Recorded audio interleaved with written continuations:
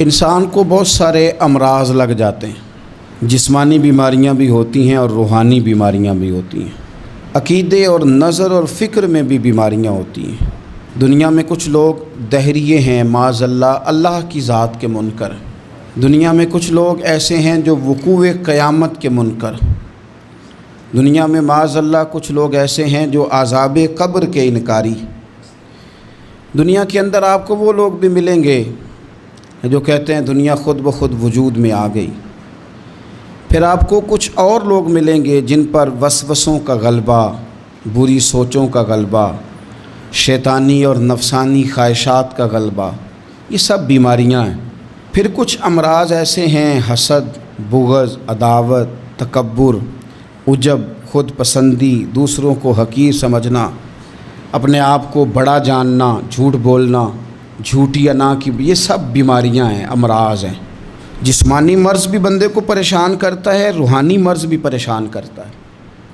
اگر آپ روحانی طور پر بیمار ہوں، آپ کے اندر حسد کی بیماری لگ جائے تو حسد کا سادہ ترجمہ کریں، پنجابی ترجمہ کریں، اپنی زبان میں ترجمہ کریں تو حسد کا معنی جلنا ہے۔ تو جس بندے کا اندر جل رہا ہو وہ سکون میں ہوتا ہے۔ اندر آگ لگی ہو حسد کی تو وہ بندہ قرار پائے گا۔ بہت بڑی بیماری ہے۔ لوگ کہتے ہیں پتہ نہیں مجھے کیا ہے، پتہ ہے آپ کو پر آپ توجہ نہیں کر رہے۔ تکبر ایک بیماری ہے۔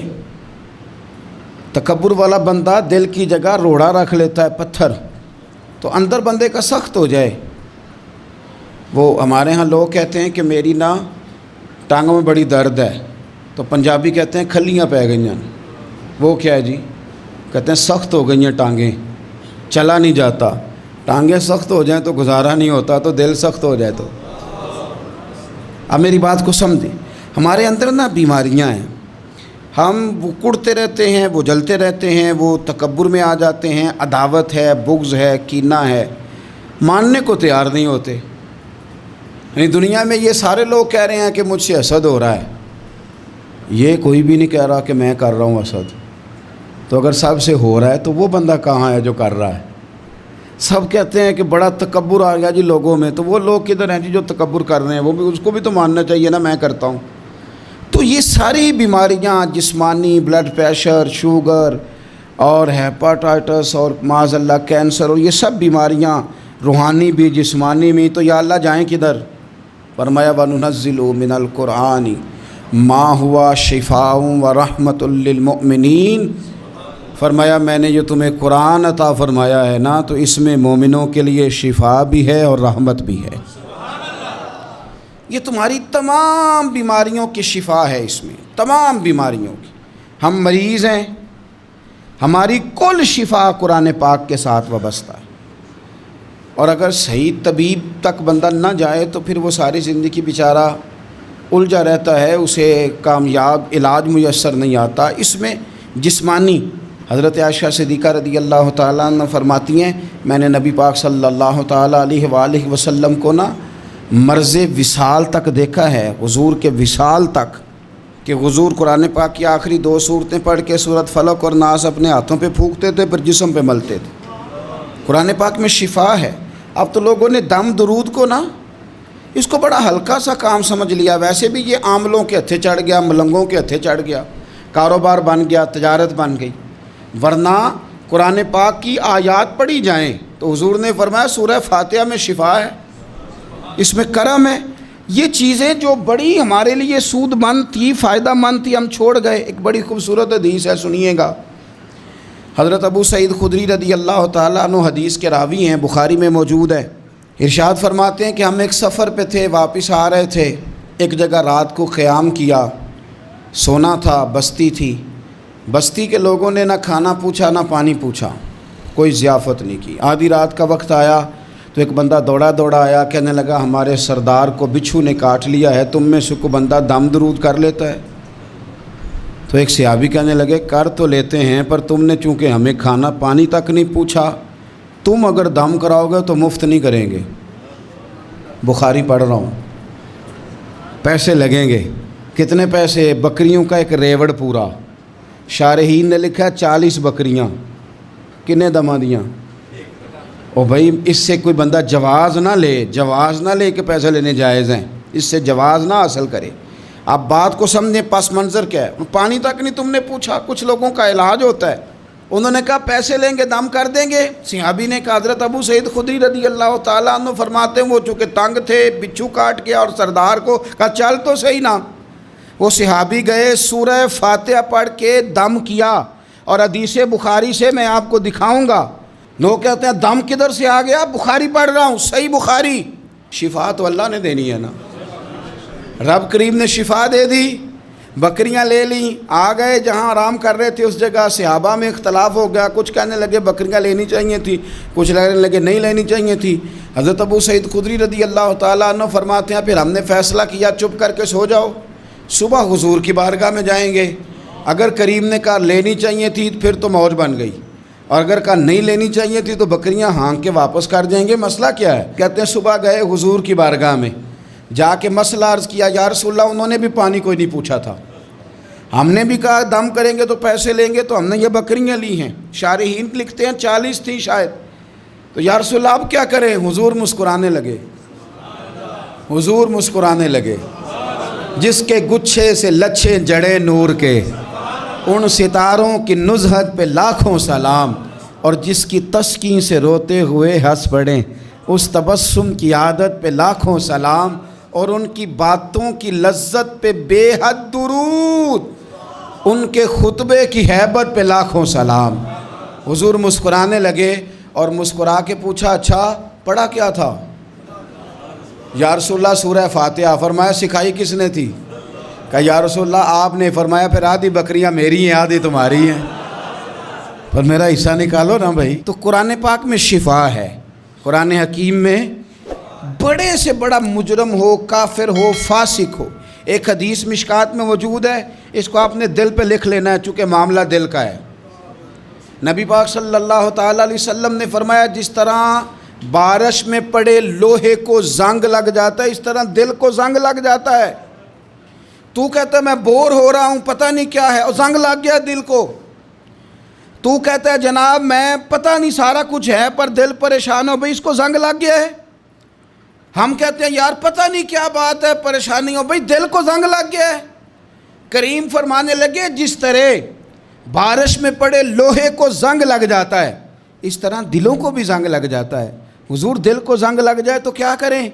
تو حضور فرمانے لگے ایک موت کو یاد کرو اور ایک قرآن پاک کی تلاوت کیا کرو، قرآن تمہیں زنگ سے شفا دے دے گا، اس کو پڑھو گے تو تمہیں لطف آئے گا۔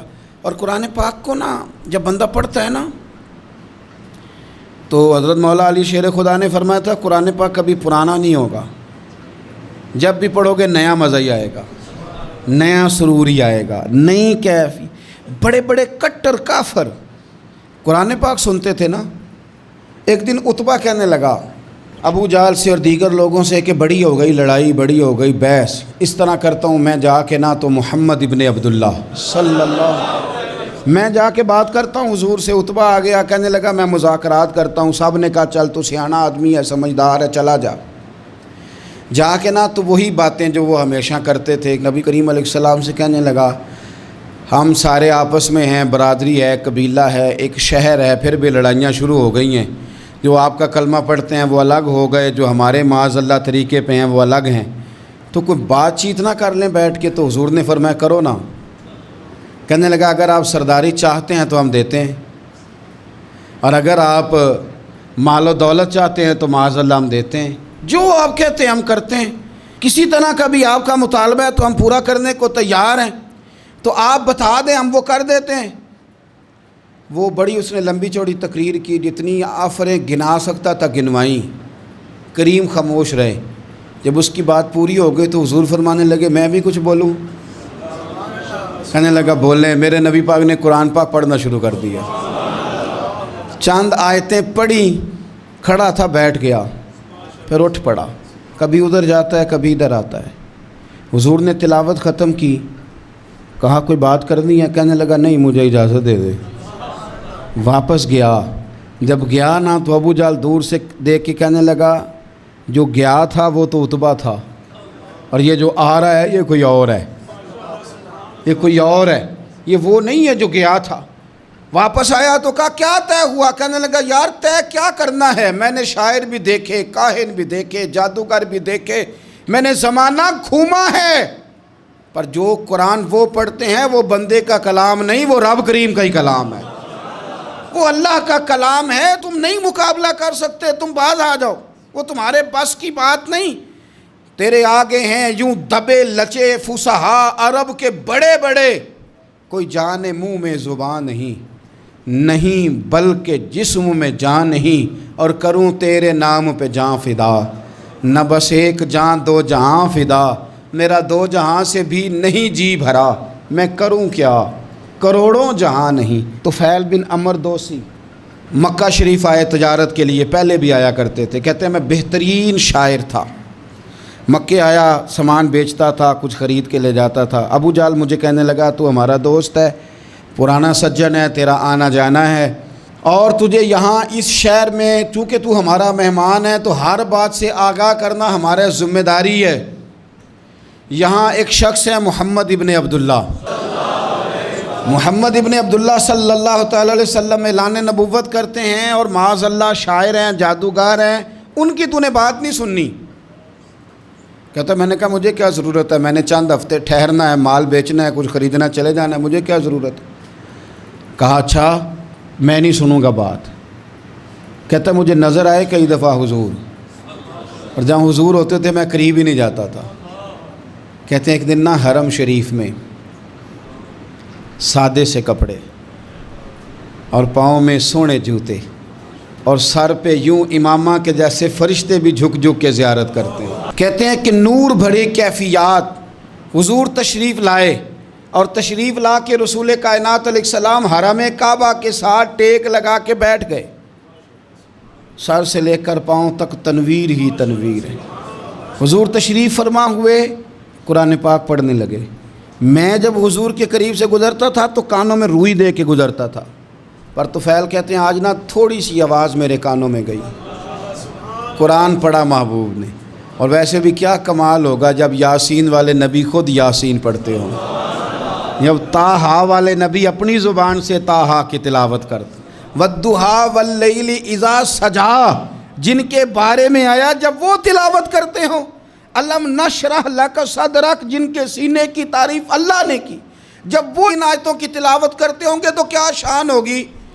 جن کو رب کہے وَلَسَوْفَ يُؤْتِيكَ رَبُّكَ فَتَرْضَىٰ حبیب تجھے اتنا دوں گا کہ تو راضی ہو جائے گا، تو جب حضور خود یہ آیتیں پڑھتے ہوں گے تو انداز کیا ہوتا ہوگا۔ کہتے ہیں وہ تھوڑی آیتیں سنی پر قربان جائیں میرا تو کوئی دل ہی بدل گیا۔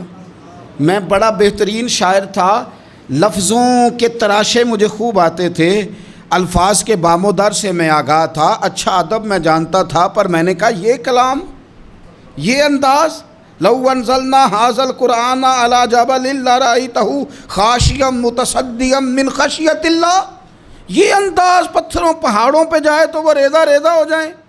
کہتے ہیں تھوڑا سا پڑا قریب نے، اور پھر نظریں جھکائے ہوئے حضور اپنے گھر گئے، سرکار چلے تو میں پیچھے پیچھے، حضور گھر میں چلے گئے تو میں نے دروازے پہ دستک دی، باہر آئے، سلام لی، میں نے کہا محبوبہ وہ جو آپ پڑھ رہے تھے تھوڑا اور نہیں سنا دیتے، تھوڑا اور نہیں تلاوت کر دیتے؟ کہتے ہیں رسول پاک نے نا پھر قرآن پڑھنا شروع کیا، میں کبھی بیٹھتا تھا کبھی اٹھتا تھا، جب حضور نے تلاوت مکمل کی تو میں نے آگے بڑھ کے ید اللہ والا ہاتھ تھاما اور دست مبارک پکڑ کے کہا سونیا، یہ مجھے کہتے تھے نہ سننا، میں نے زمانہ دیکھا ہے، میں کوئی عام آدمی نہیں، میں سردار ہوں، میں نے دنیا دیکھی ہے، مجھے قسم ہے جو آپ کی زبان سے نکل رہا ہے وہ بشر کا کلام نہیں، آپ مجھے کلمہ پڑھائیں، میں مسلمان ہونا چاہتا ہوں۔ بڑے بڑے کفل ٹوٹے۔ حضرت عمر بھی آئے تو آئے قرآن کی تاثیر کی برکت سے۔ حضرت صدیق اکبر نا اپنے گھر کے سین میں بیٹھ کے قرآن پاک پڑھتے تھے تو رویا کرتے تھے، روتے تھے۔ مکے کے کچھ سردار کٹھے ہو کے نبی کریم کی بارگاہ میں گئے، کہنے لگے ایک تو صدیق اکبر کو منع کریں کہ قرآن اونچا نہ پڑھا کریں، اور اگر اونچا پڑھنا ہے تو پھر ان سے کہیں پڑھ کے رویا نہ کرے۔ حضور نے فرمایا اپنے گھر میں بیٹھ کے پڑھتا ہے، روتا ہے، تمہیں کیا ہے؟ یا رسول اللہ یہ ابو بکر صدیق جب قرآن پاک کی تلاوت کر کے روتے ہیں نا تو ہماری بچیاں بھی رونے لگتی ہیں۔ ہماری عورتیں گھر کا کام کاج چھوڑ کے تو صدیق اکبر کے دروازے پہ کھڑی ہو کے روتی رہتی. حضور ان سے کہیں یہ قرآن سے جو شغف ہے ان کا، کہاں گئے مسلمان جو قرآن پڑھنے والے تھے، کدھر گئے؟ سارا کچھ ہی ہمارا موبائل لے گیا. میں کس طرح یہ بات بیان کروں کہ کچھ لوگوں نے رمضان میں بھی قرآن پاک ایک بھی ختم نہیں کیا، رمضان شریف میں بھی ایک قرآن پاک کی توفیق نہیں ہوئی. لے گیا سارا کچھ، ہماری خوش گپیاں. کمال ہو گئی، ہم نے سوچا ہی نہیں، فکر ہی نہیں کی. سنگیو واپس آؤ، قرآن پاک سے پیار کرو، قرآن پاک سے محبت کرو، قرآن کی تعلیم حاصل کرو. لوگ کہتے ہیں میں بوڑھا ہو گیا ہوں، زبان موٹی ہو گئی ہے، قرآن کیسے سیکھوں؟ 38.5 سال کی عمر میں کلمہ پڑھا حضرت صدیق اکبر نے. کچھ صحابہ ان سے بھی عمر میں زیادہ تھے، تو بڑی عمر میں دین سیکھا کہ چھوٹی عمر میں سیکھا؟ ہمیں کیا ہو گیا ہے؟ قرآن پاک کی طرف توجہ کرو. میرے نبی پاک علیہ السلام نے فرمایا اس قرآن کی برکت سے اللہ قوموں کو عروج عطا کرے گا، اس کی برکت سے ہی قوموں کو زوال ہوگا. حضرت عائشہ صدیقہ کہتی ہیں حضور رات کو نماز کی نیت باندھتے تھے تو ایک ہی آیت پڑھتے تھے، ساری رات ایک ہی آیت پڑھتے رہتے تھے، روتے رہتے تھے. اور جب حضور روتے تھے تو جس طرح ہنڈیا ابلے تو آواز آتی ہے، اس طرح حضور کے سینے سے آواز آتی تھی. جبیر بن مطعم کہتے ہیں میں بدر کے قیدیوں کے بارے میں بات کرنے آیا حضور سے، تو نبی پاک مغرب کی جماعت کرا رہے تھے. جب میں مدینے پہنچا تو مسجد نبوی کے باہر کھڑے ہو کے میں نے حضور کی تلاوت سنی. فرماتے ہیں بس میں تو بات کرنے آیا تھا نا، تو وہ آیتیں سنی تو مجھے یوں لگا مجھ پہ بجلیاں گر رہی. کون ہے جو میرے دل کے کفر اور کفل دھو رہا ہے؟ بس قرآن سنتا گیا اور رب مجھے ایمان کی توفیق عطا فرماتا گیا. میں نے کلمہ پڑھ لیا، مسلمان. قرآن ہی ہمارے ہر مسئلے کا حل ہے. میں کیا کروں؟ قرآن پڑھتے ہیں ہمارے ہاں، پر قبروں پہ پڑھا جاتا ہے، پر ختموں پہ. کیا قرآن پاک کا یہ حق نہیں تھا کہ وہ شادی والے دن بھی پڑھا جاتا؟ کیا قرآن پاک کا یہ حق نہیں تھا کہ وہ اسمبلی میں بھی پڑھا جاتا؟ قرآن پاک نہ شکایت کر رہا ہے، شکایت کرتا ہے کہ ان لوگوں نے نا مجھے ختموں پہ پڑھا ہے، اسمبلی میں نہیں پڑھا. وزیر اعظم کے خطاب سے پہلے تلاوت ہوتی ہے تو یہ تلاوت کے بعد یہ اعلان کیوں نہیں کرتے کہ ہم کریں گے وہ جو قرآن کہے گا؟ صدر کے خطاب سے پہلے تلاوت کراتے ہو تو یہ کیوں نہیں کہتے کہ اب ہوگا وہ جو قرآن کہہ رہا ہے؟ اسمبلی کا اجلاس تلاوت قرآن پاک سے شروع کرتے ہو تو یہ بھی تو کہو نا قرآن کے مطابق فیصلے ہوں گے. عدالتوں میں قسمیں اٹھانے کے لیے قرآن رہ گیا ہے، اس پہ ہاتھ رکھ کے کہو جو کہوں گا سچ کہوں گا.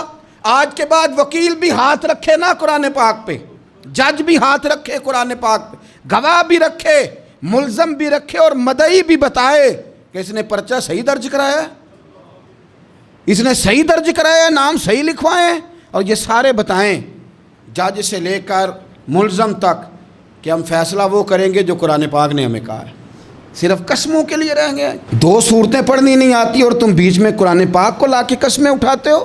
وہ تاجر جو دکان شروع کرنے سے پہلے تلاوت کراتا ہے کس لیے کراتا ہے؟ کہ میں تجارت قرآن پاک کے مطابق کراؤں گا، اس لیے کراتا ہے.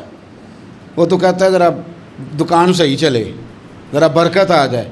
برکت نری تلاوت کرانے سے نہیں آئے گی. قرآن کے مطابق تجارت کر، پھر زیادہ برکت آئے گی. قرآن کے مطابق قرآن کے علم کو عام کیا جائے، قرآن کے نور کو عام کیا جائے، قرآن پاک کے ادارے مضبوط کیے جائیں.